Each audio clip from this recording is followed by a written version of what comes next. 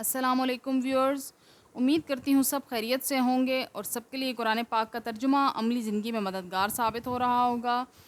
Viewers, ہم نے 5ویں پارہ کا تیسرا رکوع شروع کیا تھا، جس کی ہم نے ایک ہی آیت پڑھی تھی۔ سورہ نساء ہماری جاری ہے۔ ہم نے اس آیت میں گھر کی، شوہر کی، بیوی کی اہمیت، ان کے حقوق کے بارے میں پڑھا تھا۔ آج ہم دیکھتے ہیں کہ اللہ پاک آگے کیا ارشاد فرماتا ہے۔ اعوذ باللہ من الشیطان الرجیم، بسم اللہ الرحمن الرحیم۔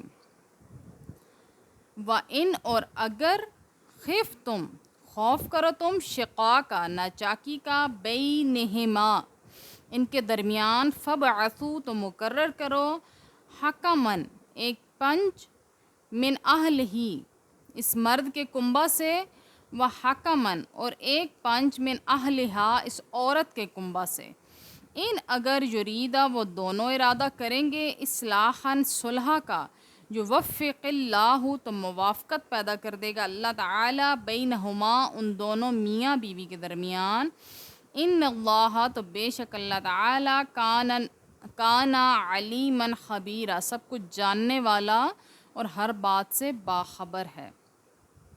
ابھی کیا اللہ پاک ارشاد فرما رہا ہے کہ اگر ان کی ناچاکی کا معاملہ زیادہ بڑھ جائے اور کوئی صلح کی صورت نظر نہ آ رہی ہو تو پھر ایک مرد کے خاندان سے ایک باوقار، باعزت، مضبوط کردار کا مالک انسان لو اور ایک عورت کے خاندان سے لو جو کہ ان کی صلح کروانے میں بھرپور مدد کرے، غیر جانبدار ہو کے، بغیر کسی لالچ کے، بغیر کسی سفارش وغیرہ کے، غیر جانبدار ہو کے وہ ان کی صلح کروانا چاہے تو اگر ان دونوں کے دل میں کوئی صلح کی ذرا سی خواہش بھی پیدا ہو تو میرا رب پھر مدد فرمائے گا اور اس گھر کو ٹوٹنے سے بچا لے گا، کیونکہ اللہ پاک سننے والا اور جاننے والا ہے اور اللہ پاک ہر چیز سے باخبر ہے۔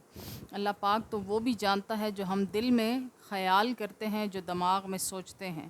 میرا رب ہمارے دلوں میں رہتا ہے اور ہم ادھر ادھر ڈھونڈتے ہیں۔ کاش ہم اللہ پاک کو صحیح طریقہ سے ڈھونڈ سکیں اور اس کے احکامات پر صحیح طرح سے عمل کر سکیں۔ اللہ پاک ہمیں عمل کی توفیق عطا فرمائے۔ آج کا لیسن یہاں تک ہی، وآخر دعوانا ان الحمد للہ رب العالمین۔